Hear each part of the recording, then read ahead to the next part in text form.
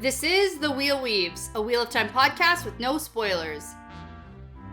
Hey everyone, I'm your host Dani, and I'm the first-time reader who's going through this series chapter by chapter. As always, there's no spoilers past the chapter we're covering, and that means it's totally safe for first-time readers. I'm joined by my co-host Brett, who's a longtime fan, and he's guiding me through this journey. We'd like to acknowledge and thank our executive producers, Brandy and Kirkwood, Andre the Man in White, Chad Welsh, Sean McGuire, Johnny and Laura Lewis, and Rikky Morrisette. Before we get into things today, we just want to thank and welcome Pythos to the Wheel Weaves Patreon team. We also want to thank and acknowledge Michael Allen, who increased his pledge over at patreon.com/the Wheel Weaves podcast. Thank you both so much for your support and your generosity. It means a lot to us. I also just want to throw a quick plug in here for our Patreon sale. Our big summer blow up for the month of July only. If you become an annual member over at our Patreon page, you'll receive 16% off or 2 months free. So that includes all of our bonus content, and you get to support us making great content. So go check that out. And in this episode, we're talking about chapters 32 and 33 of The Fires of Heaven. Yeah, so chapter 32 is A Short Spear, and chapter 33 is A Question of Crimson. Yup. And I gotta make the obligatory, I hope the spear wasn't too short joke, you know. Well, it was only short because it got chopped in half. That was a penis joke. Yeah, I got it. Okay. Yeah. Just want to make sure there. Nobody wants anything getting chopped in half. Yeah, I mean, it's pretty funny. Like, we get some good stuff here, and... well, the second chapter is like a lot of we're setting up the stage. Now, listen, is it a short spear if it was originally a long spear, but it just like got cut? It is now. It is now. That's how it works. It's a scepter now. It is. That's the joke. We gotta talk about that scepter too. That's the joke. We're getting way ahead of it here. Yeah, so. Also, Nynaeve annoys me. I knew you were going to say that. Before? Yeah, it's kind of funny being in her head. I don't know why we're talking all about this stuff. We gotta wait till we even get there. Okay. Okay. I'm just... so eager to talk. Okay. Yeah. So I'm just going to start us off with an old school fun fact. And we're going to pull up a little bit of an interview from Theoryland. Oh, cool. Yeah, okay. Some RJ stuff. So, and I was trying to find something about like the farce nose and something funny to go along with it maybe. But I couldn't really find anything. But I got this, which is interesting. So the question posed to Robert Jordan was, in The Fires of Heaven, in the chapters The Farce Nose and A Short Spear, was the timing of events deliberately pre-calculated by him or not? If the first is true, I'm not asking for an explanation. We're assuming we're going to get that later. He just wants the yes or no, was the timing pre-calculated? And Robert Jordan answered, yes, the timing was calculated. I know how far to the west Shanshan lies. Okay. Yeah. So it's kind of funny because we do get this big introduction to Shanshan. We got to talk about this a little bit. I know, and let me tell you how upset I am with you. Oh, I know, because the whole... my theory was this is Shanshan. So we had a recording mishap last time. Yeah, we did have where we cut out 5 minutes of recording because the video stopped. It was a whole thing. And you talked about how maybe they're like in Shanshan or something. Yes, I did. You did talk a lot about that. Right away, though, when I was talking, and again, when we did a re-record, yeah. It was only 5 minutes, and we're like, okay, this is an important thing to talk about. Yeah. Right away, I was like talking about it, and just like the first time, you were like, it probably doesn't even matter, though. And you just like completely blew it off. And I know, because I didn't want to give anything away, but I mean, I do have to give you credit. But I was kind of mad at you because you should have, in my humble opinion, should have let me just... hey, say that thing about Shanshan again. Yeah. But I can't because that would give it away, so I just got to let it happen. Yeah. Let the cards, what is it, lie where they fall? Is that how it works? Okay, so... yeah. Fall where they may. Fall where they may. I think. Yeah. Yeah. But we do get some funny back and forth hip-hop, jumping around stuff. With Ren and Avienda. With nighttime and daytime and nighttime. Daytime. Yeah. So we'll talk about it. Right. Okay. Because when they first jump there, yep, it's nighttime. Yes. It's nighttime where they are in Kyrian, and then it's nighttime where they are in Shanshan, and then they wake up, we'll get to it, and it's daytime. Yeah. But then they go back and it's still nighttime. Yes. But, time zones... that's just how it works. And we don't know enough about the world that they live in. Literally nothing. Yeah. I had actually assumed when you read that question posed to Robert Jordan that he was going to be like, yeah, of course it's calculated, idiot. I'm Robert Jordan. I did the map. Did you forget who I am? He just didn't do like a to scale globe for us. And I wish that there was a globe that we could look at. So I bet We could somehow create it. Okay. Although I don't know how much is left undescribed. You know what I mean? I know you can't say anything, and you're staring at me with a blank face. Of the map? Of the map. How much more more is there? Are there still places that are questionable? Fair question. Okay. Yeah. No, maybe. I'm thinking a little bit Game of Thrones. Yeah. Like what's west of Westeros? It's like, oh, that's what's west of it. Okay. And we're like, we don't know. Let's go explore it. And that's literally where... What's north of the Blight? What's south of the, ocean? So... Yeah. I get it. So yeah, it would be difficult to do a globe. Yes. That's probably why we don't have one. Just saying. Yeah. Okay. Let's get into it. Let's do this. Yes. Okay. So before we do, though, I want to tell you about last time. Yep. Rand was in some town in Cairhien. He ran into the Terran young lords. Yes. Who are partnered up with some Cairhenians. Yep, and he sent them back. Yeah, and he's planning to save the city of Cairhien from that asshole Couladin. Yeah. And then Avienda was caught naked in his room. Very much so. And she ran away from him into a blizzard, and they had very unrealistic sexy time in an igloo. Yeah.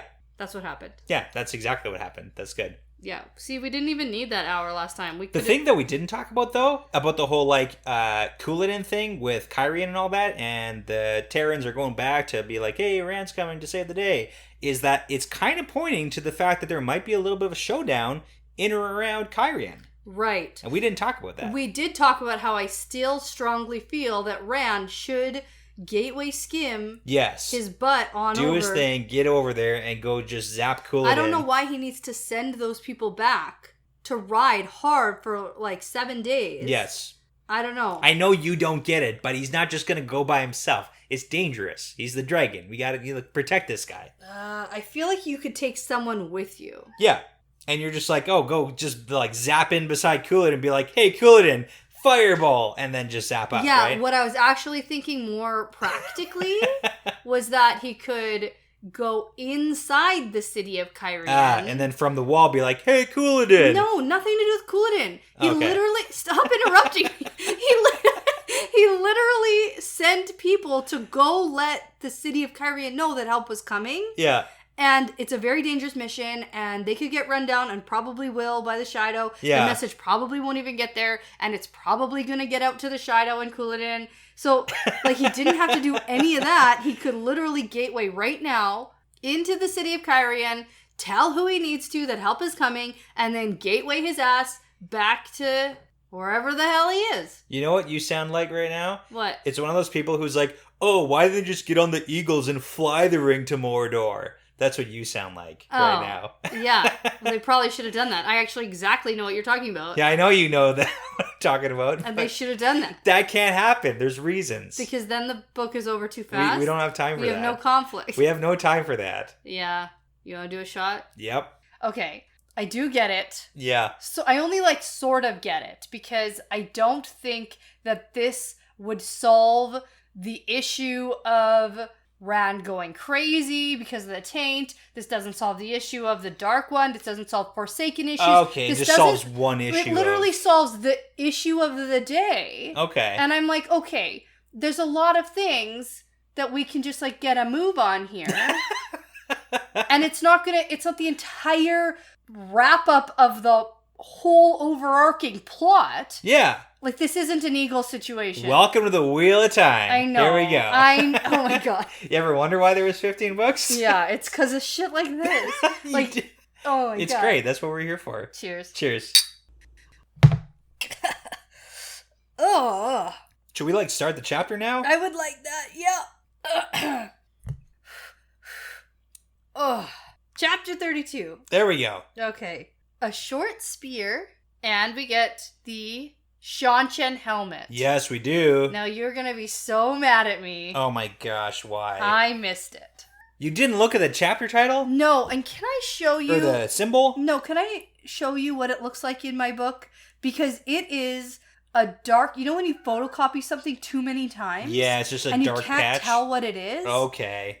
I could sort of make it out, but only when I looked back. It was almost like this blot, and wanted to read on. I was too eager. Oh, no. And, this whole time I was suspecting it's Shan-Chen. Yeah, and you could have known right off the bat. Right away. And I knew, by the second, page. Yeah. And then I looked back. So I was probably on the third page because I had to flip to look back and be like, oh, duh. Yeah. Because whenever we get mention of the Shan-Chen, especially the insect helmet, which we do get mentioned to. Yeah. Then that's usually the symbol. You're like, oh, these Damani and Suldam, I'm pretty sure this is Shan-Chen. Right. But the next episode that starts with the elephant head, I knew where we were going and what, and I paid attention to it, and I knew, so that one I win. Awesome. This one I lose. Okay, 1 for 2. There we go. All right. So we're in Rand perspective. We're picking up right from where we left off. It's time to leave the igloo, and at first, the plan is to wrap up in blankets and make their way back to the gateway. And it's funny because Avienda is giving him more blankets than she's giving herself. Yeah. And she's like, you're bigger than me. And he's like, let's make it equal. And she's like, no. Yeah. And so he thinks all women are stubborn. But then he thinks to himself, she couldn't really have meant never again. I love that part. Yeah. Yeah, because I mean, I know she said never again, but hold on. Really? Never? Never? Okay, what do you think? Is it never or is maybe again sometime? I told you they're getting married. Hey. What does that mean, though? You know. Okay. It's not never again. Okay. No. Anyway, so they're not sure if there's a blizzard outside still. So Rand uses the power to cut a little hole in the igloo. And poke his head out. And it's daylight. Yes. So the storm has passed and it's daytime. Yay, we did it. Okay. So this is that confusing time zone situation. Yeah, exactly. Okay. But then Rand pokes his head outside and he sees something fly overhead, 50 feet up in the air. And it's some horned flying leathery lizard. I feel like this is the point when you should have realized it's Shan-Chen. That is when. Okay. I literally wrote in my notes, Shan-Chen. Duh. Oh, okay. This is page and a half in here. Oh, no. In my book, anyways. No. We have different books. It's okay. That's 1 page. That's literally 1 page. That's literally 2 pages. Yeah, but it's at the top of that page. That's 1 page. Nobody can see what we're even talking about. I don't know why you're being so mean to me. Oh my goodness, okay. Anyways, you also cut me off. I was gonna make a one-eyed, one-horned, flying purple people eater joke. Oh, and I missed it. And you cut me right off to make fun of me. No time for that now. We gotta get away from the Shan-Chen. I know. Okay, but hold on. There's 2 riders on this thing's back. Yeah. I think that's kind of important. Sure. That people travel on these flying things. Yes. So, yeah. Now, it looks like they're scanning the ground.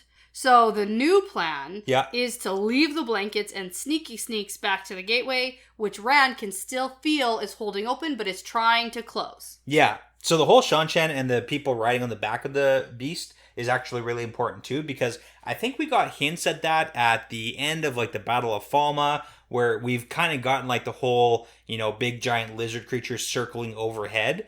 And we were talking about how does it know what to report or what does this really mean? And it seems like people ride these things. Yeah. So yeah, that's a big thing. Later on we get that somebody felt the channeling happening, and so now they're searching. Search party. Searching for somebody channeling around here. Yeah. Okay.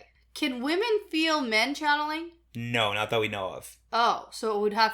Avienda didn't channel. Yes, she did. That's what they said. When did Avienda channel? We don't know. Sometime in the night. Well, she made a gateway. I guess so. That is a considerable amount of the power. Okay, which explains why they're kind of standing around the gateway. Yeah, because you're it came from over here. And then it's a weird kind of gateway area that's grayed off. So they're standing around. But they can't see it. It's invisible to them. No, not from this side.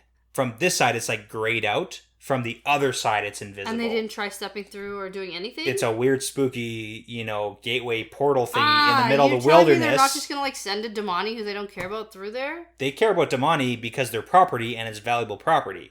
They don't care about them as people, but it's I'm not just going to put my... I thought it was invisible to them because it was male.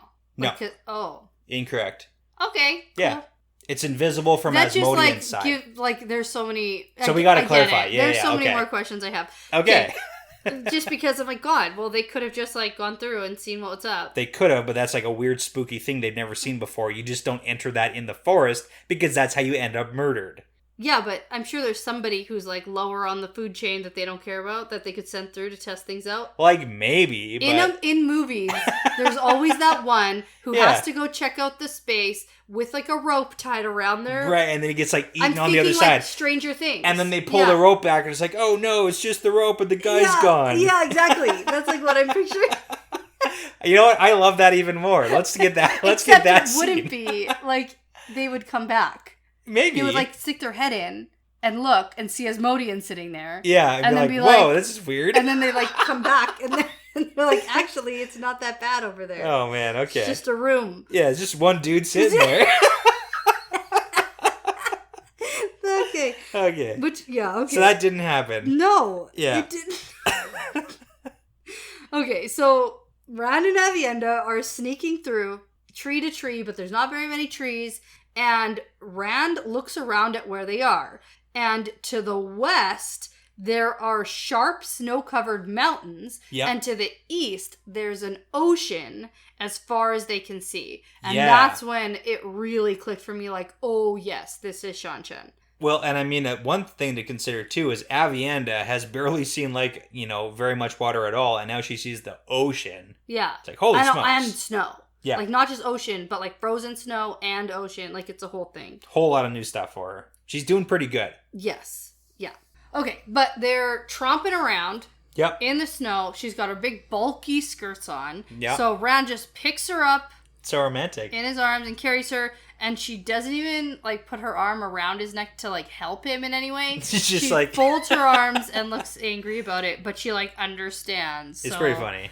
Yeah, so they start sneaking back through the snow towards the gateway. He can't just, like, melt a path of snow like he did before because that would be a giveaway to the flying creatures. They would see it. Yeah, so that's how it works.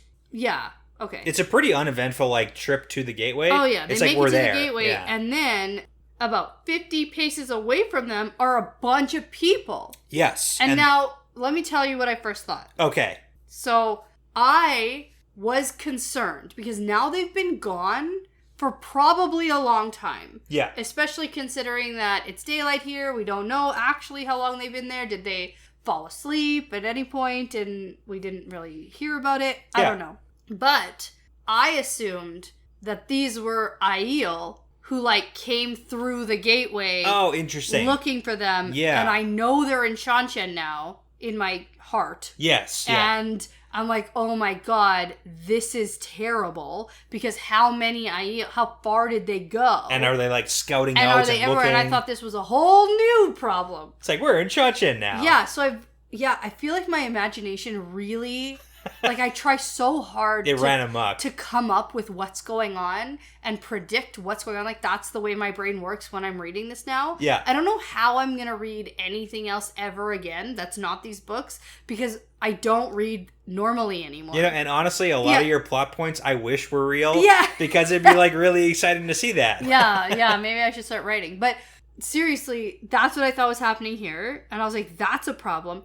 But it's just a different problem, turns out. Yeah, it's different, yeah. Because there are 4 people on horseback, more than 20 on foot, and 2 of the women on horses have a silver bracelet leading to collars on 2 women on foot. Yes. So they're Damani. We're definitely in Shanshan. This is the...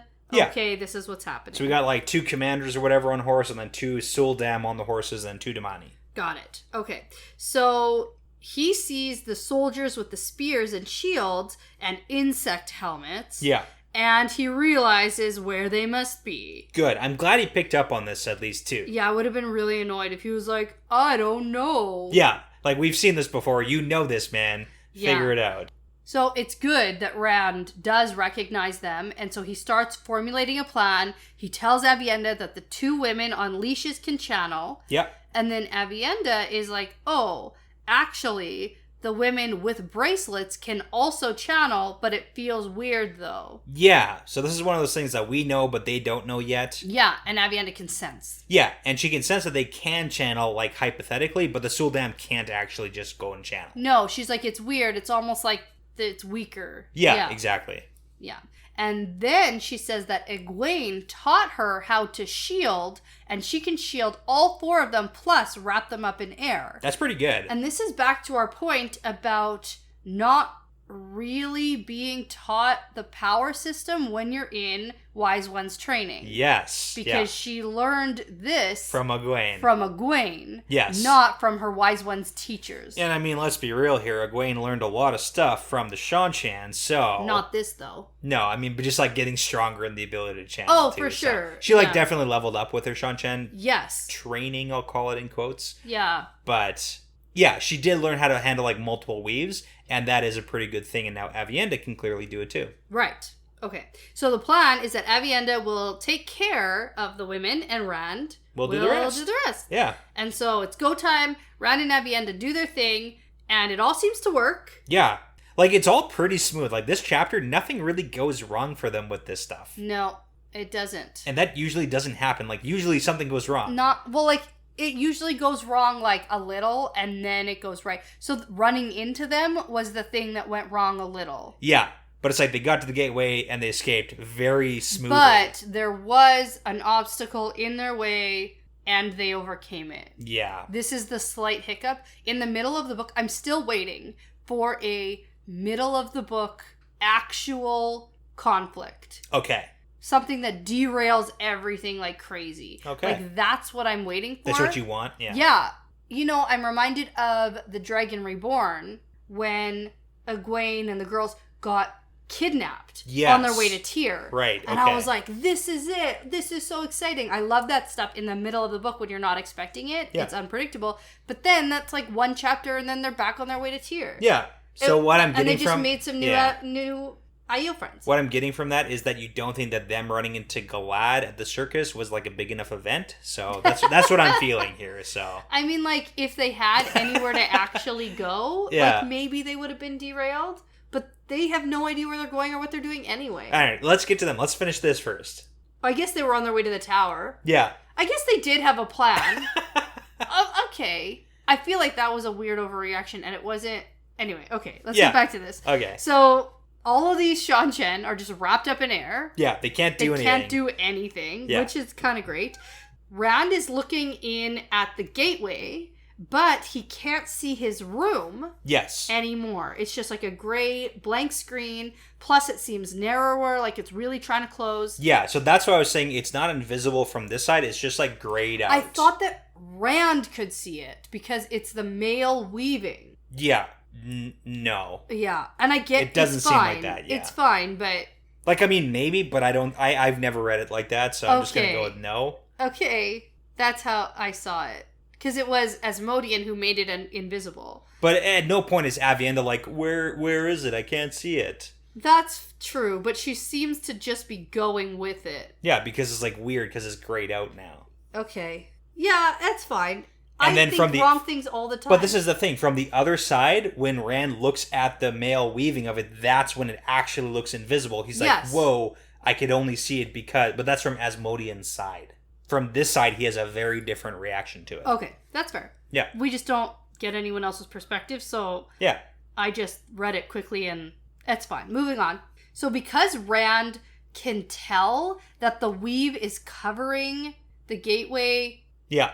And he can tell that it's Saidin. Yes. So, alarm bells start going off. Right. And he knows that, like, they can't stay here, but he thinks that maybe it's like a trap from a male Forsaken, or maybe it's Asmodean trying to capture Rand to bring him to win his favor back among the Forsaken, which is obviously always in the back of his head. Yeah, in reality, like, this is a very fair concern to have. Yeah. Like, it looks different, and it's Saidin, and he didn't do it, and everybody is his enemy. Okay, do you want to know my practical solution to this problem? Throw a rock through it. No. Throw Aviendha through it. No. Do you want to know it, or do you want to just keep guessing? I kind of want to keep guessing. No, you tell me. I'll tell you. So... Because Aviendha doesn't know how to do another one, and they're both just standing there, Rand knows how to make a gateway, and he knows how to... So you keep coming back to that. But he knows how to skim. And for that, he just needs to know where he's going, and he knows his room in that place. He could And if he thinks it's really Asmodean, he knows the river he was just standing by. Like, he could literally gateway to where they were. Yeah. And go through. So maybe Rand doesn't have as good of like a hold on traveling yet with gateways as you think that he has. Like, he did it that one time that we saw.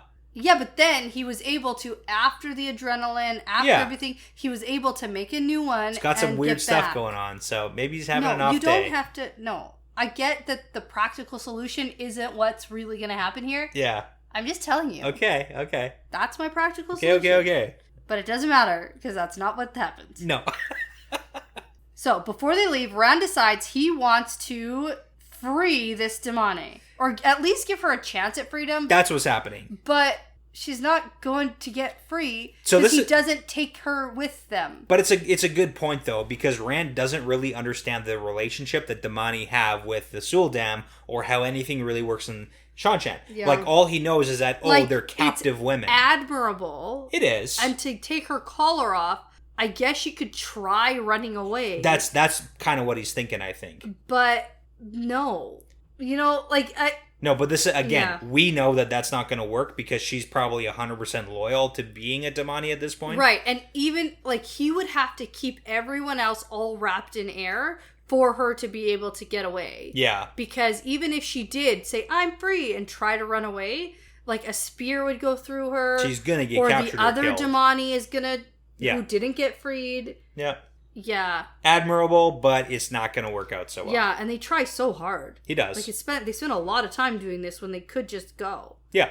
So, he tries to take the collar off one Damane, but he gets a jolt from trying to touch it, and for an instant, the void shifts, and Saidin rages inside him, and the Damane convulses and screams. So here's a question. Do you remember that weird game that the nobles of Seanchan do? They would link a guy to the... Yeah, and it's like, it's a fun game, and some guys just, like, die, and also so does the Suldam. And it's clearly the guys who can channel that die. Everybody dies if he puts that on himself. Yes. So that's why there's, that really special one. Right, for men. For men. That they can very much control. Exactly. But it takes two of them or something, right? Yeah, exactly. Yeah, you got it. Okay. Figured it out. I did it. Okay. And where is it now? With Nynaeve. Nope. And Elaine. Nope. They gave it to our favorite pirate captain. Oh, right. It's supposed to be in the bottom of the ocean. Bottom of the ocean. That's where it's supposed to be. Exactly. And we'll see. Okay. Yeah. So, I guess maybe we'll never see, but, like, maybe we'll see. Yeah. So, Rand recovers... And he tries telling Aviendha, like, give it a try. And the Damane starts, like, wailing and asking her mistress to save her. And then calls Aviendha Marith Damane. Yeah, we've heard that. It's like the ones who still need to be captured. Got it. Okay. Yeah. So, one of the Suldam recognizes Rand and says, it is he, Lady Morsa. Yeah, so that's the lady. Yeah. She's kind of important here. Okay. And...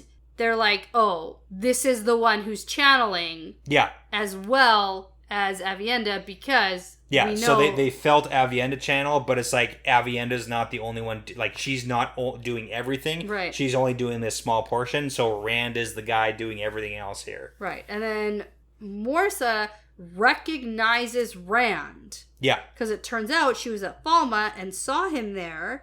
And then we get some back and forth stuff that Rand doesn't understand. But before we get to that, this is very important to note that people from Falma made it back to Seanchan. Yes, they got their big boats and they're back. Yes. And now I have lost track of how much time that actually was. And I don't think it matters right now. No, it doesn't. We can kind of piece it together. But it's been like a little while now. Yeah. So, and we don't know if this is the same person who was amongst the fleet that was camping out on those islands. Okay. Well, no, because she was in Falma. Yeah, but we know that some of them, because we got to see that, like, a few of them took over some of the Sea Folk islands. Okay. Oh, right. Yeah. Oh, like with Suroth. Yeah, exactly. Oh, got it. Okay, yeah. So, like, it maybe... seems not. Yeah, it doesn't seem like she was with them, Definitely, so some went back. I would say no. And we don't know if anybody else is still camping out or anything like that. Okay, so can you tell me about this Seeker... Empress business, Tower of Ravens, listeners? Rand doesn't get it, and neither do I. So just like the first portion that we get here, so everything about the return, so that was the Seanchan returning to Randland, everything has been kept secret because there's rumors floating around that the ever victorious army, which is apparently the name of the Shanshan army, it's a good name, but it's not good if it turns out that you ended up getting defeated in Randland by Rand al'Thor. Okay? So that's the big issue. So lots of secrets. Nobody's really telling the truth. So Lady Morrisette tells Jalindon, who's a seeker for the truth, so that's like that secret faction who can the guy punish with the raven anybody. tattoo, probably. Yeah, they can do whatever they want to, basically, from what we know. They can question anybody. It doesn't matter who you are or what you are. And Lady Morrisette tells Jalindon, the seeker, to shut her mouth because she's not, like, nobody's supposed to be talking about any of this stuff, or we're all going to get our tongues cut out. Right. And sent to the Tower of the Ravens to, basically die. Right, okay. So the important part for us from this section is that it seems that the return has been called off for the time being. Indefinitely. Yeah. Which apparently doesn't mean forever, it just means the foreseeable future. Yeah, that's what indefinitely means. It indefinitely to me sounds like forever, but it's like... It means like, it's almost like a very definitely situation. Very definitely until it's like not anymore. Like inflammable means flammable. Exactly. But indefinitely... It's like, what's happening here? Yeah. So the return is called off until it's no longer called off. Got it. Okay. Yeah. Fun fact, I played on a soccer team, a little rec league soccer team, and the name was Victorious Secret. Nice. Instead of Victoria's That's a good one. Yeah. Secret. Okay. Pretty good one. Victorious. Yeah. Okay, so now the gateway is definitely getting narrower. So Rand tells Aviendha to hurry with the collar, and he doesn't think that the Suldam will take off the leashes either, like without being tortured. Yeah. And he's not about to do that. Yeah. Not yet. Even though he has such contempt for these people. Yeah. He's just like, whatever, let's just leave. And then we get more confusing conversation between Morrisette and Jalindon. I got this. Secrets are no fun. Secrets hurt someone. And the person that's going to hurt is Lady Morrisette, turns out. So, what's happening is clearly the Seekers, Jalindon, aren't being told things about this, and Jalindon doesn't like this. So Morrisette is like, shove it, you were sent to work with me because we don't know this person. Sarek is plotting above his station. And we know that with the Shanshan, like, you don't overreach your station. Right. That's a big no-no because that's how you get your arms chopped off and your head chopped off. And put in a silk bag and it's all bad. So anyways, then Jalindon, the Seeker, says, no, Lady Morrisette, you shove it. And I've put 2 of the Empress's own children to the question. Oh, that's what she was talking about. Yeah. I thought when I read it, okay, number one, I thought Jalindon was a dude. Okay.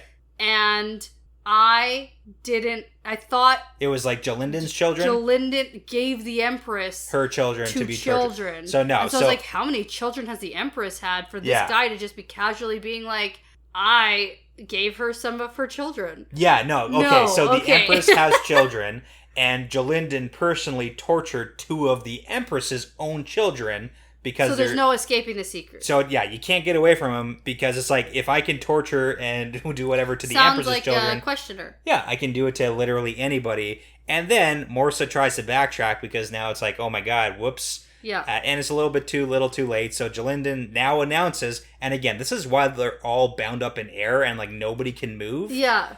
Jalindon says, Morrisette is in custody of the Seekers for Truth, and she'll be put to the question once we return to Marinlow. And so are the Damani and Suldam because everybody's hiding stuff, and you're not supposed to be hiding stuff. And I'm going to figure it the F out. Exactly. Okay. So it's like, it's kind of a big deal. It's a very White Cloaky situation. Very much so. It's like questioners. Except and that, like, actually...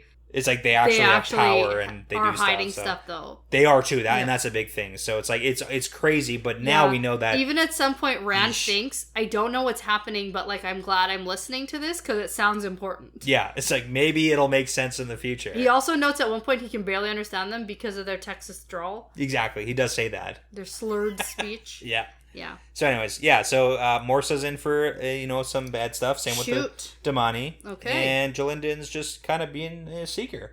Okay. Gotta find that truth. All right. So Jalindon is done with Morrisette, and she tries to offer Rand this, like, sweet deal. Yeah, while she's still bound in air. Everybody is. Of course, yeah. And so, in my notes I wrote she. That's why I'm trying to, like, think on my feet here. she says that he'll be treated well if he surrenders. Yes. Because there's a big search party for the one who channeled last night, and now they know it was him. No, so they know it was Avienda who channeled because they can sense the woman making the gateway. I thought it was like a threat against him. And they could sense that he channeled a lot. So she's just saying like, hey, you guys are out here. And they clearly don't know that the gateway is a thing that's going to teleport them back to Randland. Because she's saying like, hey, turn yourself in right now. Because like, where else are you going to go? Exactly. Yeah. And the search party is going to find you guys. And once they realize you can channel, they're just going to kill you. Well, yeah, killed by accident. Exactly. They'll probably accidentally kill you. That's what she says. But like turning himself into the Shanshan is also going to end up in execution. So like, it's not good. No. So at this point, Rand's like, yeah, no thanks. Yeah. He actually like laughs out loud. Yeah. And is like, yeah, no, that's not going to happen. In case you can't tell, you are in the weaker position here. Yes. And now it's time for them to go. And Rand tells Avienda to leave the collar for now. That they need to get out of here. But then, doesn't she release it? Or does she not? No, so she doesn't release... So she stops trying to fiddle with the collar. Yeah. But she doesn't release the Suldam and Damani. But Rand is like, I'm going to release all the soldiers because I don't want to leave them tied up in air forever. In the winter. Yeah. And there's like They're panthers die. Or leopards or snow leopards or something around or whatever. So like... I don't want to have these deaths on my hands. Right. So Rand lets everybody go. I thought Avienda released the collar, but she never got it. No, Avienda stops fiddling with the collar. Okay, I cleared up my own confusion just by reading 2 sentences. Hey, okay. Improving, I guess. Yeah, so, well, sort of. So so the writing says she released Ceri's collar and gave him an exasperated look. But in my mind, released the collar means like took it off? Found the release button. Gotcha, okay. Took it off, released it. Like I thought she did it just in the nick of time and whatever. And then her eyes went past him to the gateway, clearing up that she can see it. Yes. Okay. So it all makes sense now? Yeah, and then she hoisted up her skirts to stump through the snow to him, muttering to herself about frozen water. Yes. So funny. It's good. It's good. Okay, so they need to get out of here now, and they do a 1, 2, 3 jump through the spooky gray gateway. Yep. And then they just land back in his bedroom. Yeah, it's all good because Asmodean helped them out. Yeah, and like legitimately helped them out. Oh yeah, because if the Shanshan really just important. Like saw a doorway to a bedroom. Yeah. Yeah. And, like, on the other side of it, too, like, if anybody saw this, like, we get the both sides. Then we get my situation where they're wandering out into the snow. But this is really big. Asmodean legitimately did something helpful for Rand. I know, and he's such a dick to him. And it's like, I don't want to go out there and, like, sympathize with a Forsaken here, but, like... I do it all the time. I know you do. Come to the dark side, Brett. You know, these They're chosen. They're not that bad. They got some good points, you know? Immortality sounds pretty good. They definitely have a lot of points. Okay. But yeah, let's talk about that. Okay, so Asmodean's chilling here. Yeah, chilling, sitting against the wall, not embracing Saidin or anything. Wait. Could you say he's chilling like a villain? You could say that. Okay. And I will. I will say that. Okay. Asmodean is chilling like a villain. You gotta say... I said it with the G. That's so bad. Anyway. Okay. Oh, man. Okay. I'm the worst. Yeah, that's okay. Okay. So Rand slams a shield on him just in case. Because he's still got his, like... Oh, you trying to do something here, buddy? What are you trying to do? What you trying to pull on me, buddy? Anyway. So then he slashes with the power at the gray over the gateway... Because it's basically invisible. Yeah, so from this side, it's like it's invisible from this side. Right. Yeah. Okay. From the other side, not so invisible. Okay. And we see the Shanshan doing stuff on the other side. Yeah, because now there's no more like that gray whatever. Shield. Yeah. And like it was like a screen. Yeah, it's like a screen door. A room divider. It's like a one-way mirror type situation going on here. Well, no, because you can't see it from either side. Yeah, I know. I'm trying to find an analogy here. And it's got a two-way mirror, actually. But is that what it is? Yes. No, two-way mirrors. No. Oh, wait. That's a window. Okay. Yeah. We got to get back on track here. Yes, we do. This is okay. There's a lot to talk about. Yeah. That's not this chapter. Yeah. I don't think the shot helped. No. At the very beginning. Yeah. So Rand can see the Shanshan and a spear lances through the opening and Rand channels to catch the 2-foot spear as the gateway cuts it off. Yeah, so it's closed. It's like a regular sized spear coming and it through, gets chopped in half, just like we saw with his shoe. Just like his shoe. Way back when. Right. So Rand comments about how the Damane didn't recover fast enough to attack them, and Avienda's like, well, I didn't let them go. Yeah, this is like the biggest misunderstanding, because in Rand's brain, he's like, I gotta let everybody go of the power, because I'm not gonna let them I'm just not like... just gonna kill people for nothing. And Avienda's like, yeah, I'm never letting them go if I have my way. I tied their shields as tight as I could. Yeah. They're your enemies, Rand. Like, they just threw a spear at you, bro. Yeah, and Avienda doesn't even know how much Rand knows. Yeah, it's like way worse. It's way worse. It's way worse. And then she says, you must be hard with your enemies. And he's like, yeah. I must be. You're right. Which actually is important because, I mean, that kind of comes back too. Yes, it does. So they talk a little bit about the Shanshan, and Avienda gets a little bit jealous, which is kind of funny. And then Rand knows that the Shanshan are an enemy that he will have to face again. Yeah. Foreshadowing. Yes. Obviously. And it's like, yeah. I like that we just every once in a while get this little tidbit that they're not gone. Yeah, it's like, oh, don't forget. They're coming back. But not now. Yeah, later. You think they're coming back now? You think they're going to be a problem now? Wrong. Later. Later problem. Later. But it's future Rand's problem. I remember when they were leaving Falma and you were like, are they gone? And I was like, no way. They're coming back, just not right now. Yeah. And I feel like that was it's an true. Accurate prediction. Yeah, it definitely seems true. Like, I mean, how are we just going to get rid of them forever? Oh, like, never. That can't happen. No. So. Oh, no. But especially if you're just going to, like, gateway to their land. Yeah. Yeah. I feel like this situation might have riled things up a little bit. Yeah. My initial thought was they're in Shanshan, the gateway's open, and the Shanshan are going to pour in here, and that's how Matt's going to meet his daughter of the 9 moons, who's clearly kind of Shanshan or something. Okay. I was trying to make connections like crazy. And then Matt shows up. Yeah. Okay, I get that. Yeah. I can see that. It's like, okay. I don't know. There's got to be a Shanshan connection at some point, I think. Yeah, I need someone to write all the fan fiction of all of your thoughts. Of like, let's write that scene where Daughter of 9 Moons comes through Gateway to Kyrian. And then like ends up with Matt somehow, but then like, what about Melindra? ? Yeah, exactly. So it's everything. Good. Yeah. It's probably maybe a sister-wife situation. Hey, you know? Hey? Okay. What do you mean, what about Melindra? Those Shanshan seem open and flexible with their beliefs. Absolutely. Yeah. Yeah. Anyway. Back to this? Yeah, let's get back to it. Because now we get what Asmodean's just been up to. And I'm impressed that even with his like limited capabilities, he was able to do this. Little thing, did a little ditty. Yeah, it seems little, but like it also seems big. Yeah, like it's a thing that can happen. So it's like a little screen, go invisible. Which seems like it should take more power. Yeah. I don't know. I don't really know. You just don't understand the power, I just don't understand how it works, turns out. But Avienda's like, you did a smart thing. You're good. I like you. Yeah. And Rand is like, I don't know. I don't know about this guy. But by hiding the hole she made, no one found out they were gone. And something even better happened. Because, well, she said, oh, right. They did it. But she said 1,000 Aiel would pile through after them. Oh, yeah. And, like, that's what I had originally thought. Yeah, which is, like, totally true. Because if they're like, oh, Rand's through this gateway portal, they would all go. Yes. And not just, like, 1,000, like, all of them. Yes. Everybody would be gone. Yeah. And, like, invading Shanshan now. We're doing this, guys. Which is wild. I would love that. I want that. I want that story. I know.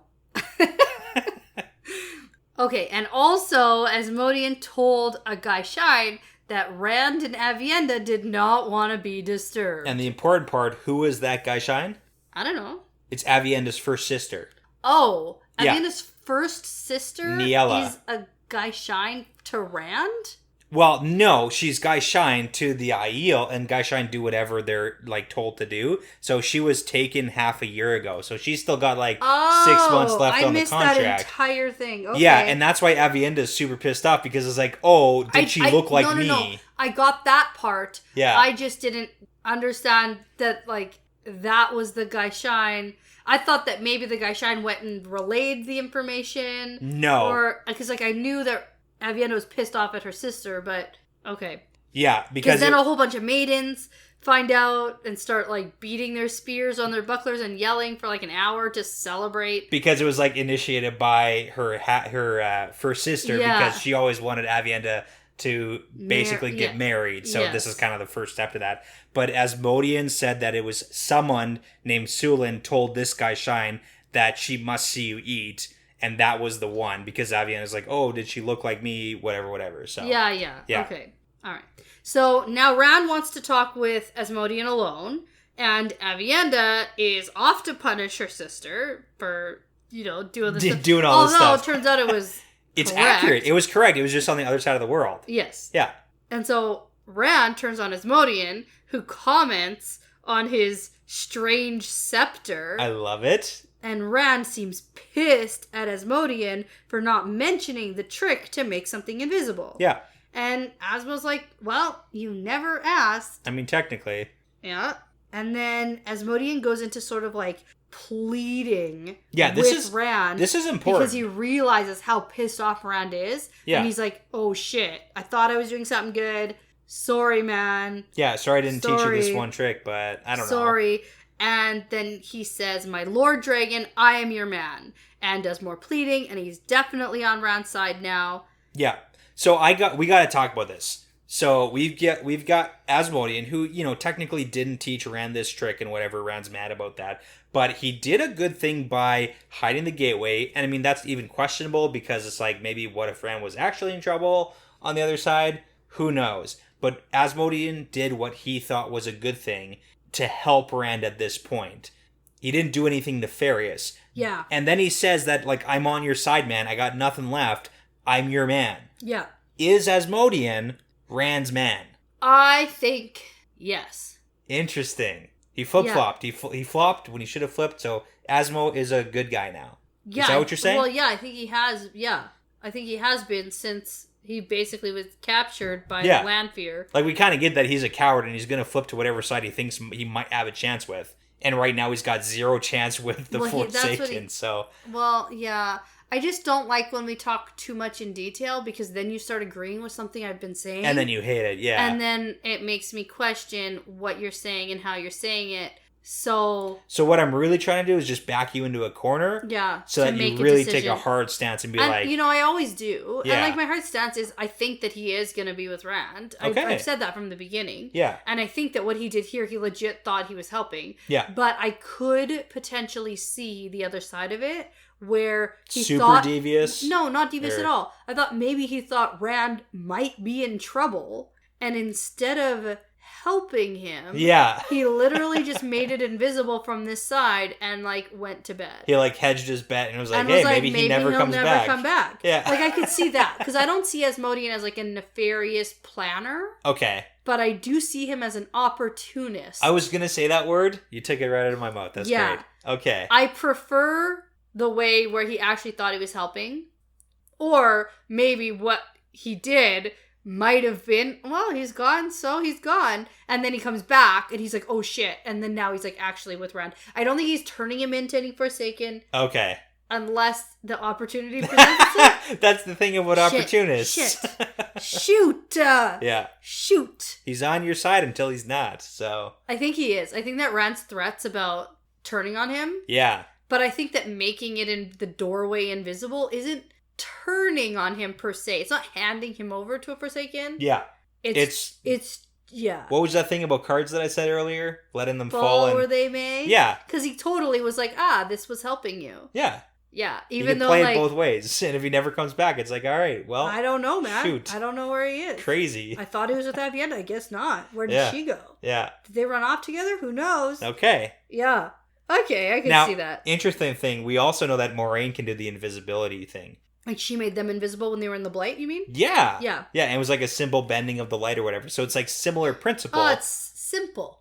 That's how Asmodean could do it. Yeah. Okay. Yeah, similar principle. It's all good. Okay. And then we also get that Asmodean didn't know that anyone but Demandred and maybe Semirog and LTT could block a gateway that was closing. Oh, right. So very cool.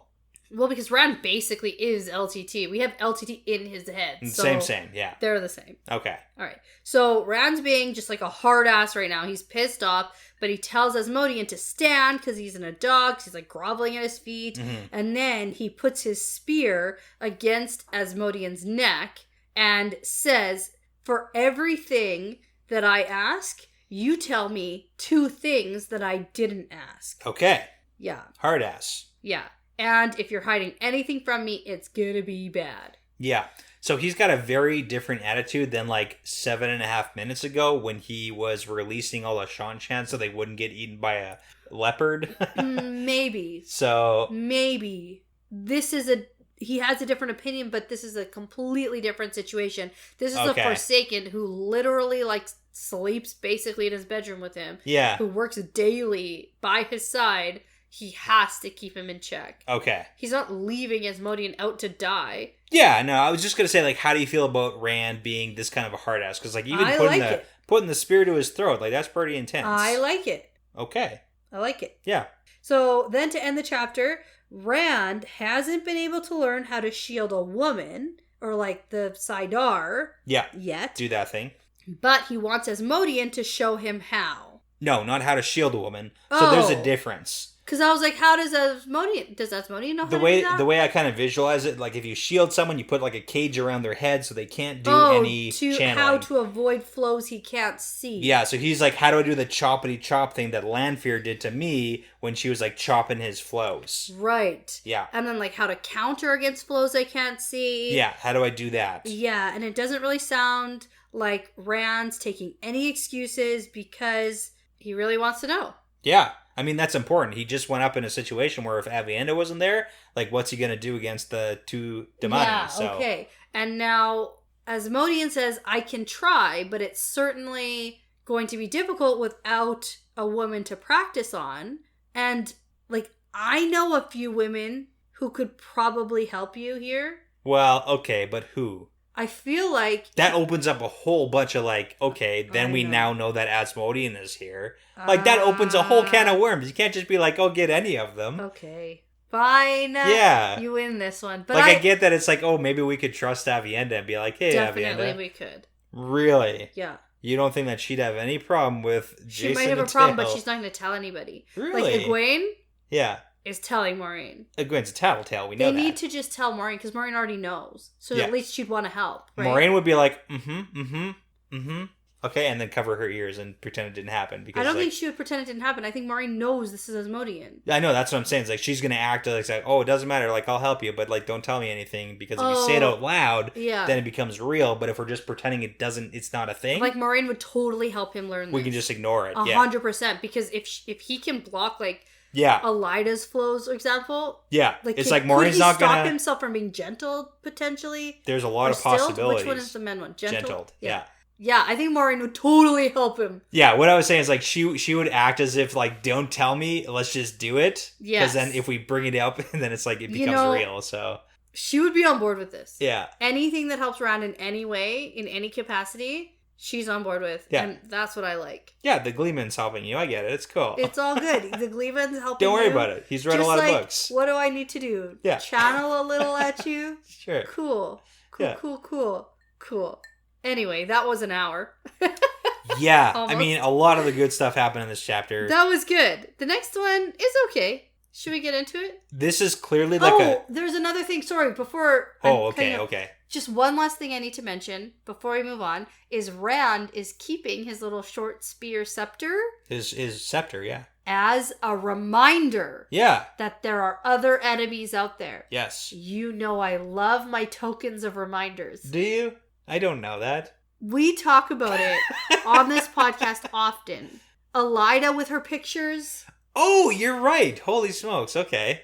There are so many instances of it. I think Nynaeve has one or something. Maybe. But specifically Elida. You should have cut off at the Elida thing. I know I should have, because I was like, there's so many. And then I named one. But I think that we've come across more. That's fair.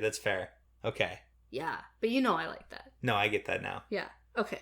Let's get into this one, because this is clearly like a setup chapter for what's happening on the other side. And holy smokes, we can talk about what's going to happen next. Okay, so chapter 33 is called A Question of Crimson. Yeah. And the chapter symbol is the elephant head. So right away I was like, okay, back at the circus. Last time that we heard from them, it was a little while ago, but Elaine and Nynaeve joined a circus to run away from Galad. Yep. And we've gotten a little bit of Egwene Tel'aran'rhiod with them. Like they're basically just traveling. Like they're just kind of going with it right now. Yeah. Oh, also Nynaeve had gotten in a fight last time. Yeah. It's like, okay. Okay.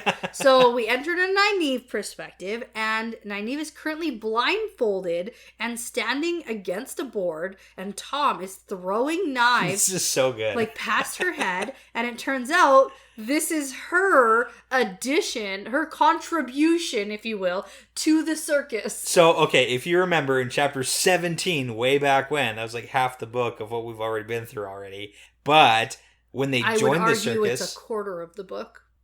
It was halfway through the halfway that we are right now. Yes. It was chapter 17, and we're on 33. About halfway. Yep. Boom, halfway, it's a quarter. Okay. Yep. So when they joined the circus, she didn't have an act, and Luca was like very we'll find you something. He was like, what she does is very startling. Yes. So this is it. This is it. It's very startling. I love it. Well, because her hair is out of its braid. That too, yes. And he wants her to wear a very revealing dress. And she got her pears. One on the head, and she's holding them in her hands. Oh my god, it's so funny. And she thinks to herself she's gonna kill Tom if he even nicks her. And then, yeah, to add to it, Luca calls out, the pears! The pears! And Nynaeve puts a pear on her head and holds to the side, and Tom hits them all. Yeah. He's good. He is good. Like, it's just hilarious. But Nynaeve hates this so much, and so when she's done, she rips the scarf off, and Luca starts into the compliments. You are magnificent, Nana. Yeah. And then I laughed out loud to myself because I forgot her stupid fake name is Nana. Yeah. It's good. And she's supposed to be this like. That's a Peter Pan thing, isn't it? Is that the dog? It's the dog. It's the dog, right? We talked about that last time. It's good. It's just like Nana, like of everything. I can't. It's the worst name of any name.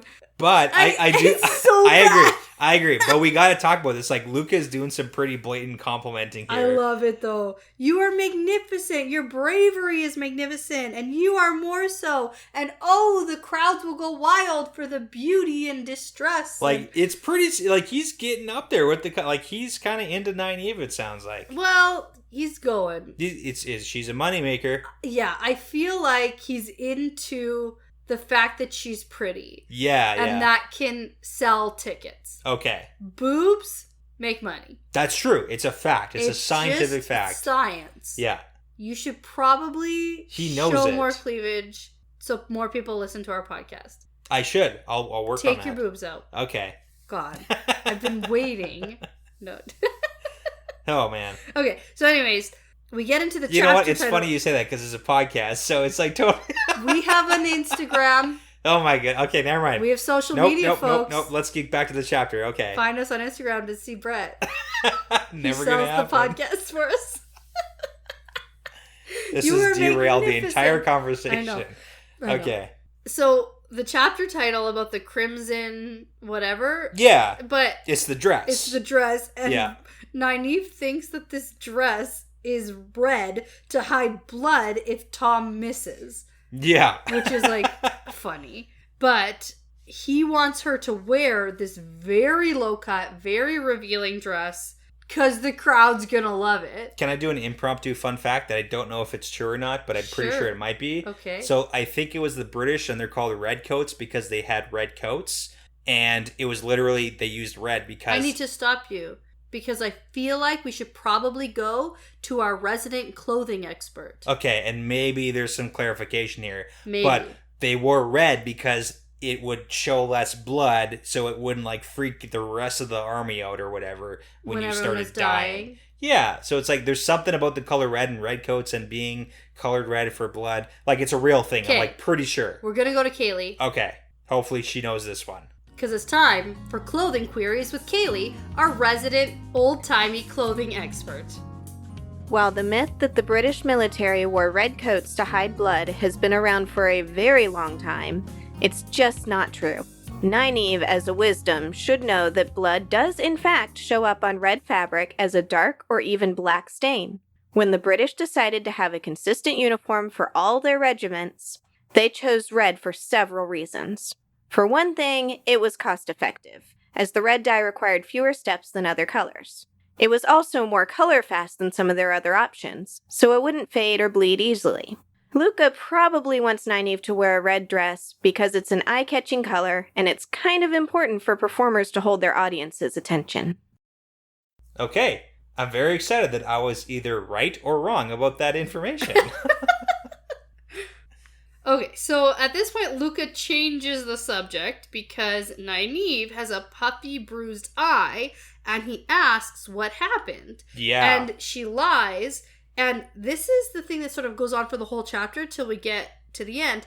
But let me tell you, I thought nothing of this because I thought it was the remnants of her fight. Yeah. Because we haven't seen them for so long. Yep. Like, I didn't know timeline situation. So that's important because now it's been long enough that that's been probably long fine. enough that one's gone. And it's new. And it's like... new. Yeah, because I thought for sure, oh, well, this is just that one fight she got into. Yeah. Nope, not that. Jeez. Okay. And Tom also knows what happened because I guess he was there. I don't know. Yeah, it was like out in the open. They were scuffling in front of everybody. So... And not just scuffling, like... It was a fight. It was a very one-sided fight. It was a one-sided Yeah. fight. Nynaeve sucks. She's picking fights with people, and she sucks at fighting. So it's like, oh, don't go fight someone who knows, like, kung fu. Right. Don't do it. They're just going to flip you around. Oh, my God. And so Nynaeve thinks that Tom is going to tell everybody and tell Luca because men always gossip. Uh-huh, totally. Yeah.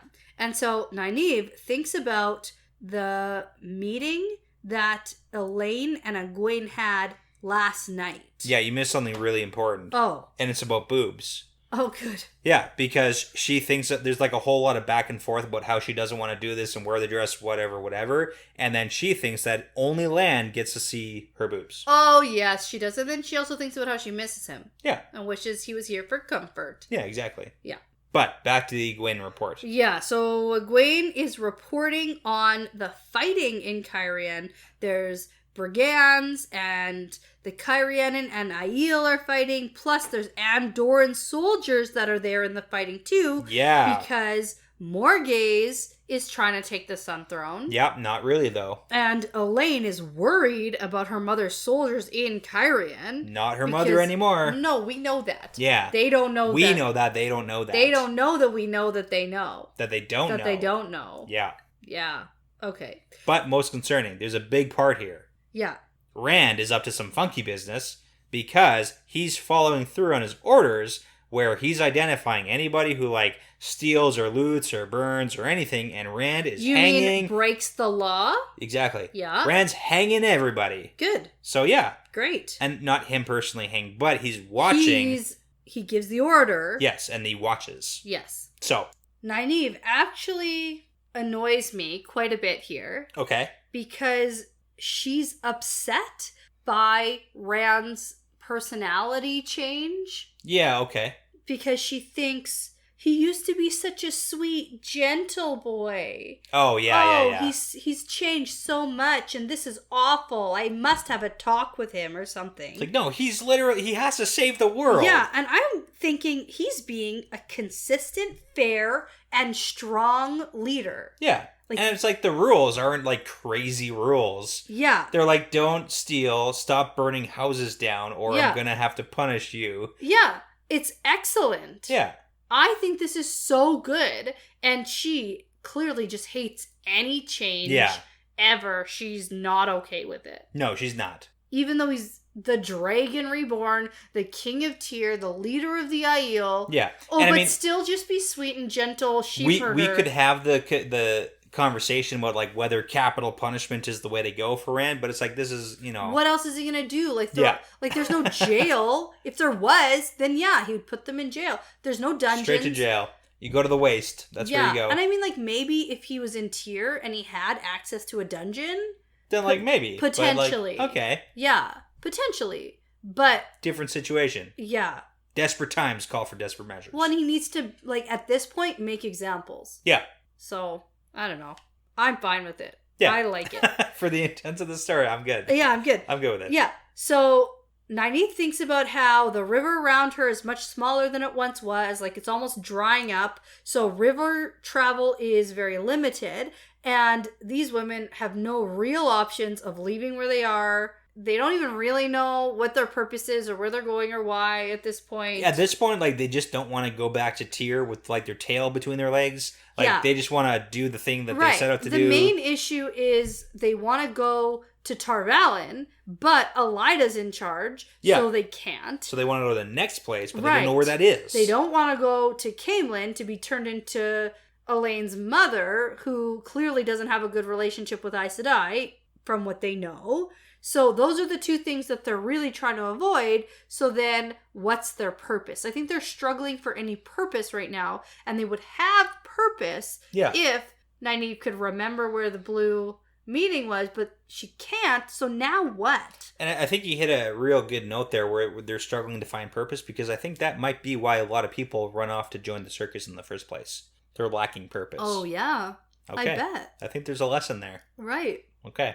Not sure what it is, but let's continue. It's there. Okay. Yeah. So we do have some good news on the front that Elaine is completely done. Right. Flirting with Tom. Yes. She's acting like it literally never happened. Yeah, she is. And Nynaeve mentions, "Oh, I'm glad you're not doing that anymore." And Elaine goes, "What are you talking about?" Oh, did you want to date him? I mean, I guess you can if you want. He's a little old for you, Nynaeve. Like, Elaine. It's all okay. It's Everybody so needs to just settle down and understand how they're acting and how they're coming across to other people, because it's ridiculous. Yeah. And I bet you're going to skip over the little remnant of the Age of Legends thing. Yeah. Yeah, by that face. Oh. No. Okay, no. No. I remember reading it. And Excellent. I didn't write it down. I should have written it down while That's I was the reading. issue. Okay. That is the issue. Because it's the monolith, essentially, right? Well, there's two tall metal pillars that don't rust. Two. Yeah, there's two. I thought there was one. Because there's a stone bridge between the tall metal pillars. Right, that don't rust. Yes. Now, my mind goes immediately to, like, the Tower of Genji. Okay. Because not that kind of tower. But it's a tower that doesn't rust. That's true. Different kind of tower. I don't see it described as that. When I read it, I really thought that that's what this was. That there's two of them? Yep. Although I really didn't recognize that there were two. But the way it was described... Whenever you say things like that, you make me question myself. Good. Because now it's like, oh my god, did I read it wrong? Yeah, that's my point. I usually don't, though. It's very likely that I read it wrong. I'm terrible at reading. Let's do a podcast about books, they said.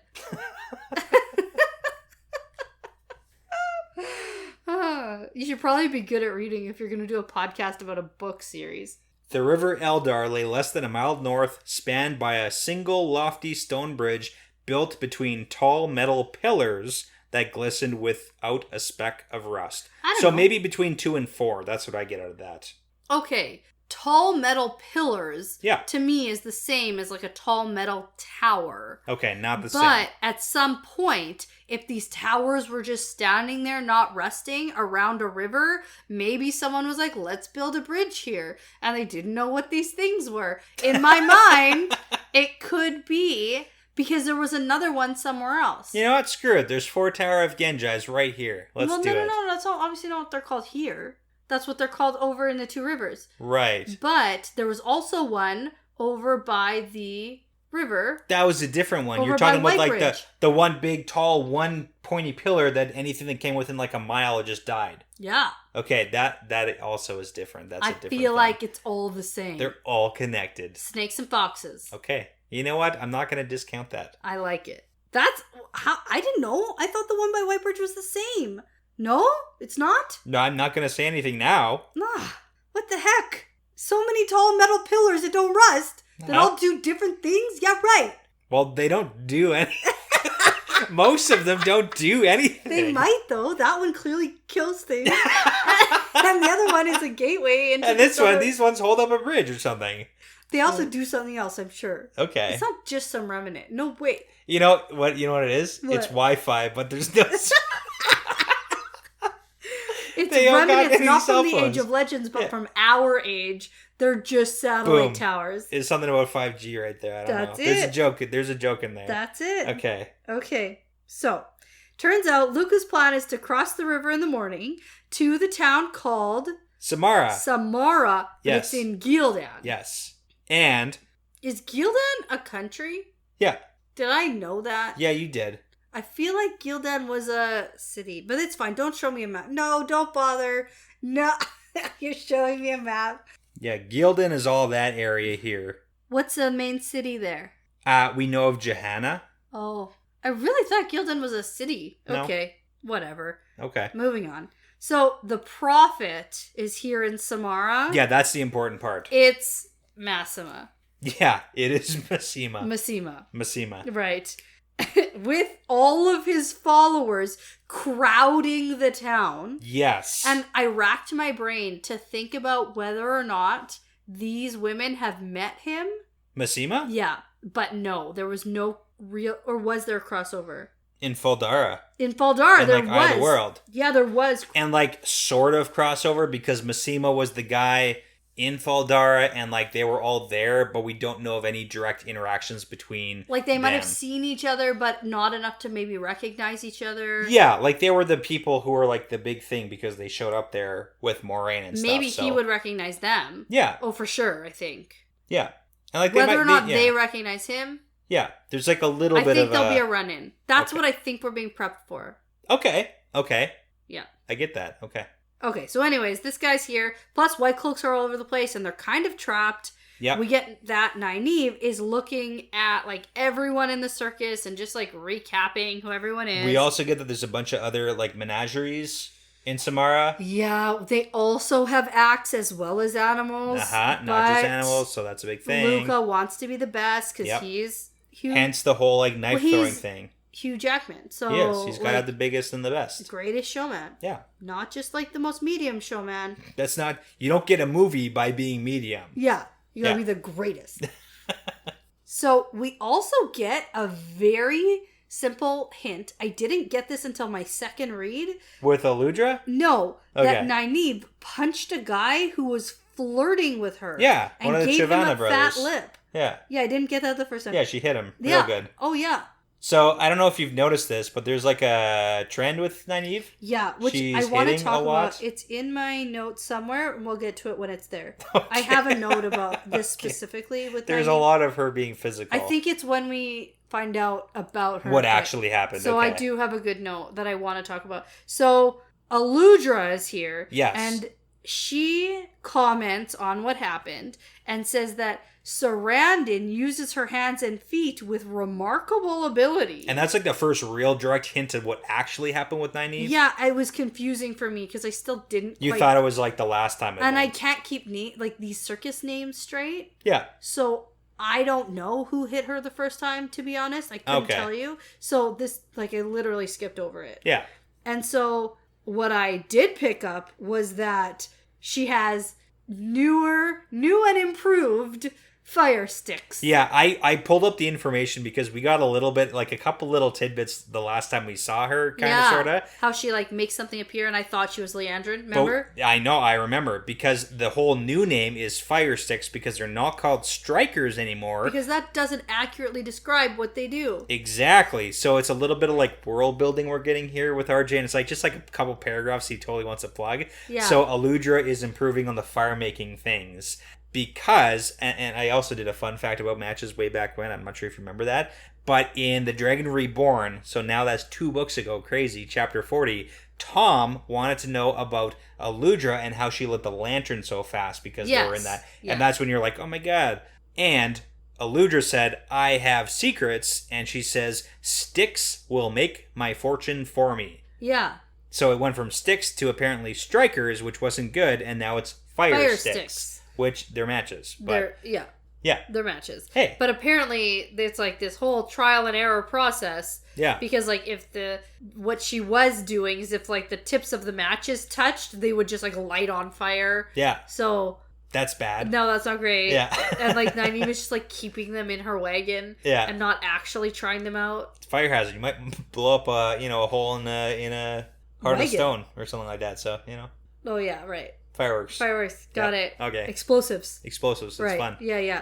So Nynaeve then talks with Julian, who reports that Galad is in Samara. Yeah. With about 100 white cloaks. Okay, is this coincidence that Glad's here? No. Maybe. Who cares? Like, is he chasing the girl still? Or is it just because, like, the prophet is here? Like, we know the prophet is here in Samara. So, like, Glad is with his contingency of white cloaks that I just came don't here. think that he followed them.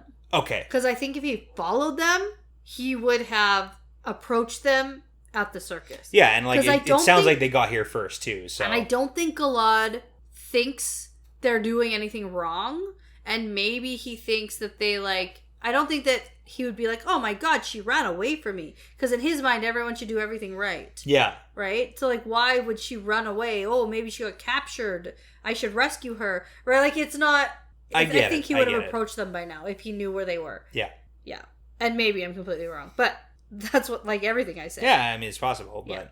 Yeah. Okay, so then Nynaeve goes back to her wagon where Elaine is with her roots showing. How embarrassing. Oh, no. She needs a hair dye. She needs a salon appointment. She needs to get her hair done every couple days or something. Every week they need to wash her hair and whatever turns it black because her golden roots start showing. Yeah, it's a problem.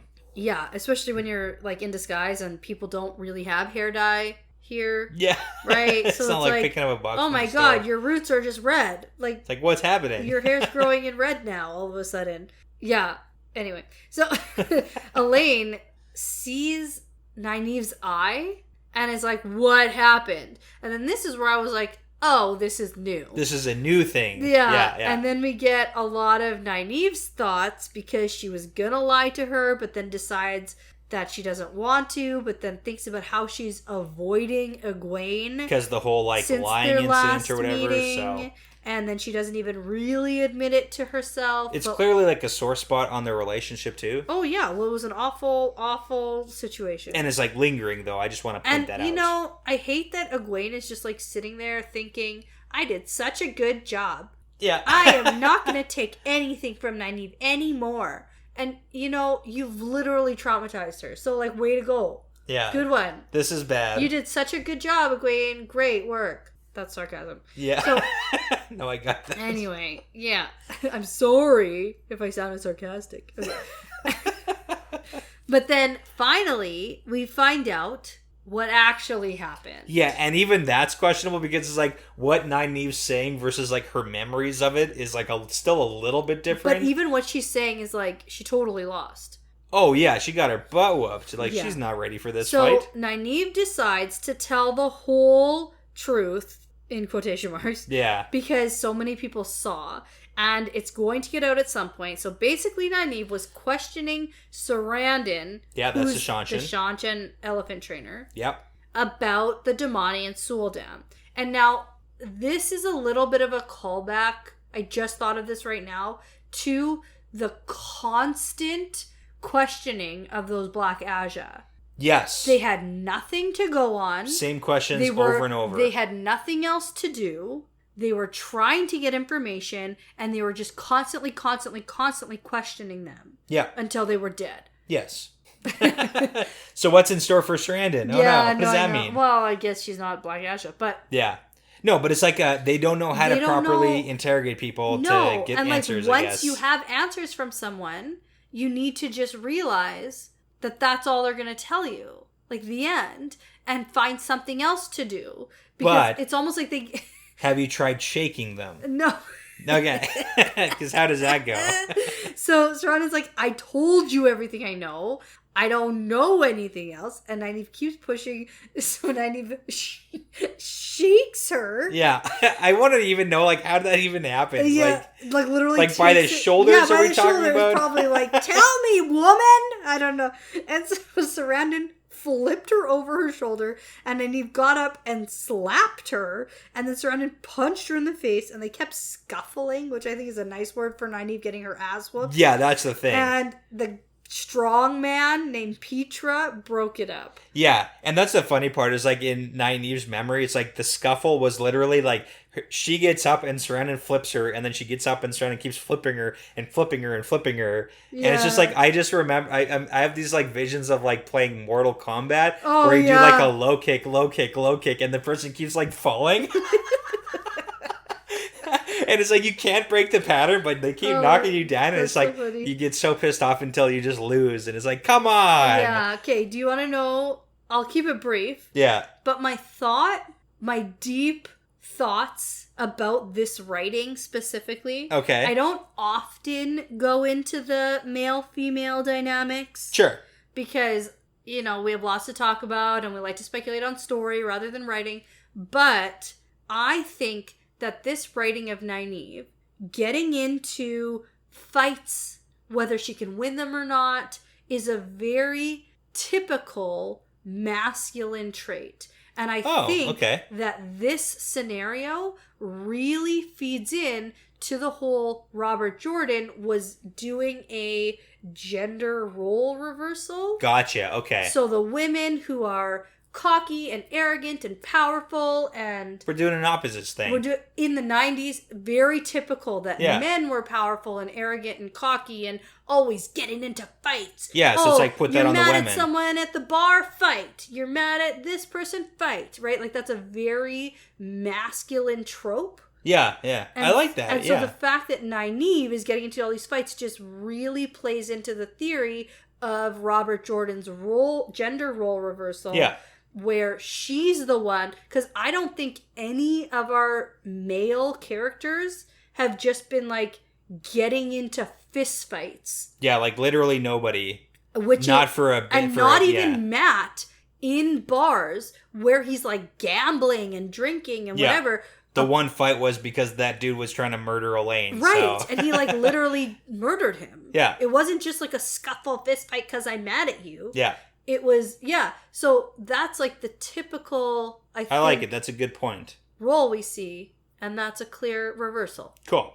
Not great. Like, I don't like the whole stereotype, but like... No, I'm good with it. Like, if you're doing an opposites thing or whatever. And that's clearly what he was going for, and that Yeah. must have been so shocking. Like, when these books came out, for these women to be so just like strong. Nynaeve literally fist fighting people. You know what? I actually have to give Nynaeve some points, though, because she lets loose her temper. It's very, like, immature and, like, not a good way to solve your problems. But she doesn't channel. But she can't. No, she can't. She could. Oh, she did she say could I have could taken have. it that far. She was mad enough to do it. Yeah, it wouldn't be a good decision. In fact, it'd be a terrible decision to probably do that. But she could have taken that route. And she didn't. Okay. So, like, okay, there's a little bit of restraint there. She gets 1 point. She gets 1 point for not using her maximum amount of power. And that's it. That's it. You get 1 point. That's it. It's like -7 on the other scale, but she's like -6 overall. Like, but hey, yeah. Okay, that out of the way. I do want to talk about how Nynaeve changes the subject to what Elaine is doing. Yeah. Because when Nynaeve first walked in, Elaine covered something up really quickly. This is big too. Yeah, and it is the Adam. Yeah. And Elaine is currently studying it. Elaine tells Nynaeve that she thinks she can make one. Yeah, very cool. And Nynaeve is like, this is a stupid, crazy idea. You stupid crazy.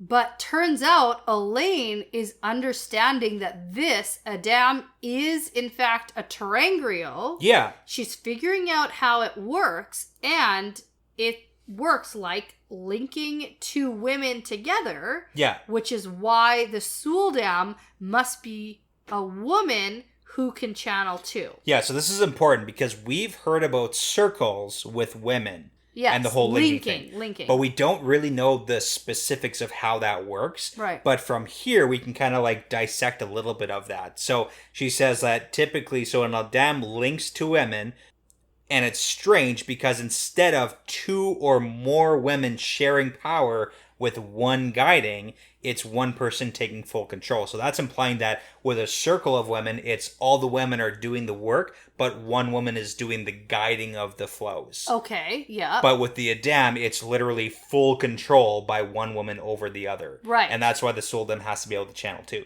Yeah. Yeah. Okay. And she also says that there's no real need or reason for the leash. Yeah. Because it'll work, like the collar and the bracelet are connected without that piece of metal. The leash is literally like a mentality thing. I was going to say, because she says there's no real reason, and I wrote no magical reason. Yeah, there's a psychological reason of putting a leash on someone. Oh, if you're going to treat people like a dog, yeah, you need to let them think that they're a dog. Yeah. You need everybody around to see that they're a dog. Yeah. It's the physical leash. And like dog in a derogatory way, not like a good pupper. Oh, yeah, like no. Yeah. A person to a dog. Like, dogs are property. The way they're using it as like, this is a terrible thing. In the eyes of the law, dogs are property. So, yeah.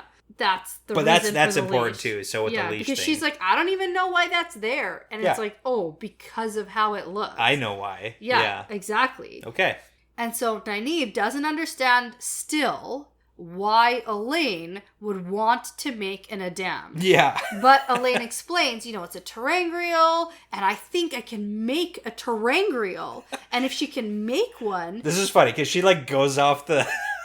Oh, yeah, about, like, how... Like, if I can make a terangrial, then I can make angriel, and maybe saangriel, and then I can make the most powerful saangriel of the entire world. Well, and here's the thing, though. She's very excited. Yeah. Which is, like, I think what she's doing right now is the first step towards... Fair. This, like, really amazing revelation. Yeah.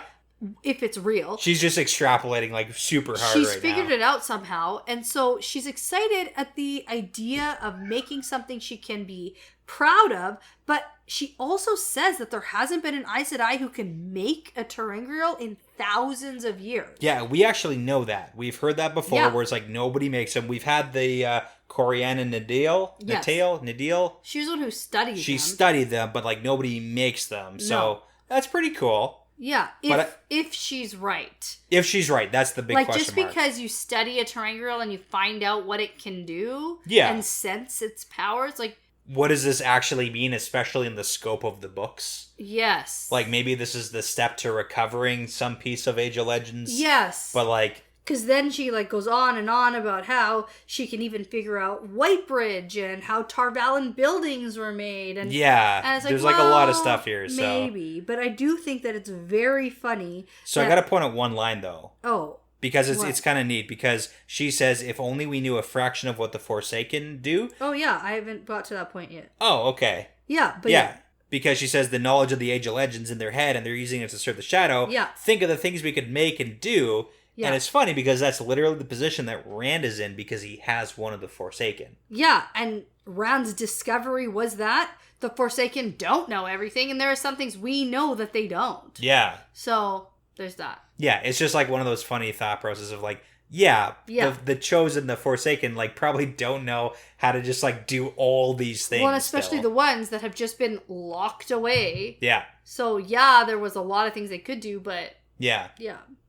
Okay, so to be in Nynaeve's head for this, with Elaine being so excited at the thought of making something for herself, she thinks about some carpenter in...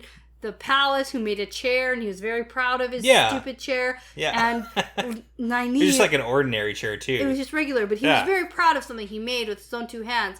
And she's like, I could be that carpenter! Yeah. I could make something! I totally get where Elaine's coming from, and Nynaeve is just the worst right now. Nynaeve is like, ugh, if I want a chair made, I just hire someone. But it's like, Nynaeve gets all passionate about herbs. Like, that's your thing. She's like, the only thing I've ever made is like a poultice or something. Yeah. And it's like, aren't you proud of being able to do that? Yeah. But she can't. She can't put herself in any shoes. She lacks empathy. That's what she... Well said. Yeah. She just can't understand where anyone else could ever possibly be coming from. Yeah. That's, I think, the main missing puzzle piece. She'll hopefully get I there. don't know if that's something that can be taught. Well, you can learn it maybe over the course of a long time. Maybe. I'm doubtful. Okay. Yeah. So Nynaeve thinks that Elaine is just being like super weird with her eagerness to learn this, and so she changes the subject and is like, oh, by the way, Galad's here. Oh, no. Yeah. And you think that this would be a BFD. You think that this would be a big fucking deal. This is who they were running from. This is a huge thing. Yeah. But they're like, well, nothing we can do about that. Yeah, it just kind of seems like a... It's anticlimactic. I thought that was going to be the thing. Well, and that's kind of why it makes me think that it is just like a coincidence that he is here. And it's like they may have suspected that with all the White Cloaks, maybe he showed up. Yeah. Like the White Cloaks being here aren't a surprise. No. So, and he's pretty high up ranking now. So it kind of makes sense. I guess. So they're not really sure what they can do about this. Like they can stay on this side of the river and look like weirdos or like super suspicious leaving the circus. Yeah. Or they go across and hope that the prophet like doesn't start a riot, or just like hope that Galad doesn't find them. Like what if Galad is like, I would enjoy a circus today? Well, Elaine covers that because he doesn't like the animal cruelty. Oh, right. He's not going to come into one of these. Oh, yeah. He's not going to... We got it covered. That does happen. Okay. Right. So they also think that maybe they could find a rowboat and flee downriver, but like that's actually. Probably not a thing. Plus, they owe Luca 100 gold marks, and they wouldn't possibly think of leaving before they give him that.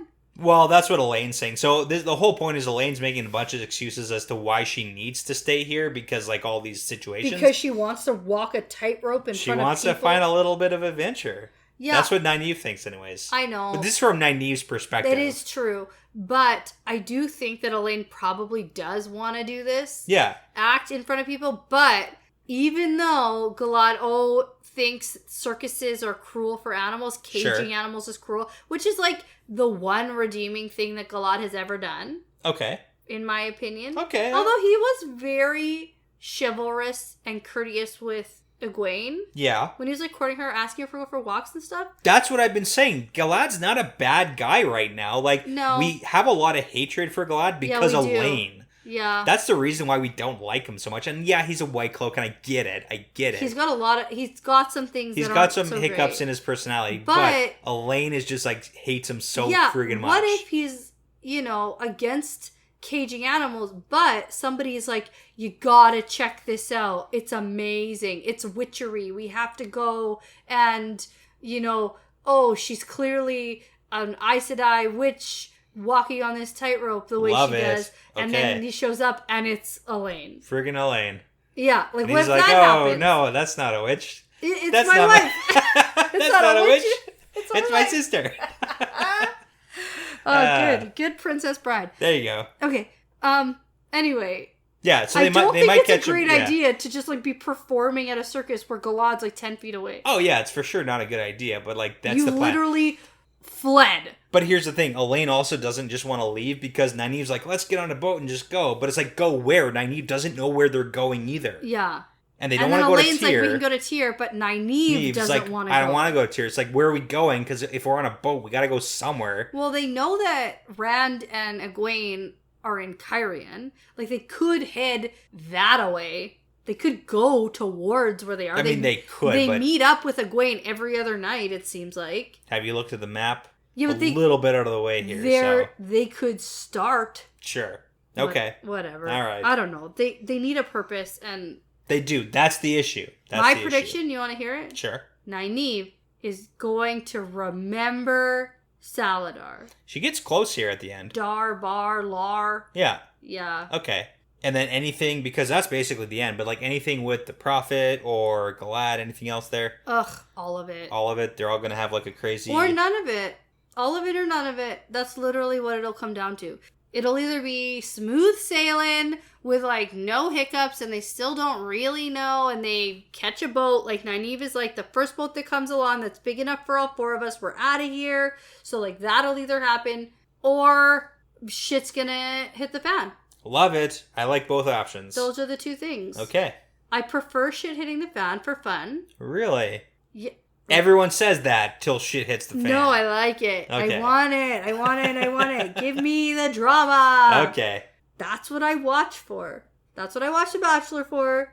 I don't watch it because it's a love story. Yeah. Give me the good TV. The most shocking thing that's ever happened, ever. The most dramatic season ever. Yeah. That's what I want here. Yes. Yeah. The most dramatic circus ever. You might get that. Maybe. Yeah, so we basically end with Nynaeve thinking, I need to remember where we need to go, where that Aes Sedai is where the Nice and I meeting is, because they need to find people who support Rand, period. Yeah, that's the mission, so. All right. Wow. That was a lot. Yeah, yeah. That was a lot of fun stuff tangents. happened. Like, we had stuff to talk about, so it's fair. That was good. I'm excited to read on. That's my favorite part about ending this episode. You don't even know. Brett. You don't even know what you're getting into. I'm telling you, I'm excited. You think that you know, but you don't even know that you know. You're right. I have no idea. That's why I'm excited. Okay. Should we go? Yeah, these next two are just, they're a doozy. So now, before you just start getting in fist fights with everyone who looks at you sideways and won't give you more information than they have, I'm going to say that this is part of the pattern now. Yeah, it's part of the pattern.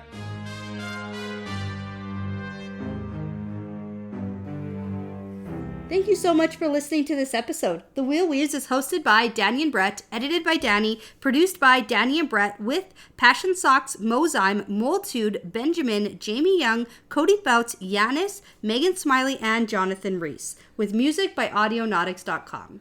And this is where Lila and I tell you all about how to support us over at Patreon. You can find us at patreon.com/The Wheel Weaves Podcast, and our July summer sale is still going on. Lila, did you know that people have requested that you do this with me all the time? And you can find all the ways to connect with us over at our website at www.thewheelweavespodcast.com. Remember to give us that 5-star rating, leave a nice comment, and tell a friend about us. We'd really appreciate it. Do you want to help me tell the people that this is part of the pattern now?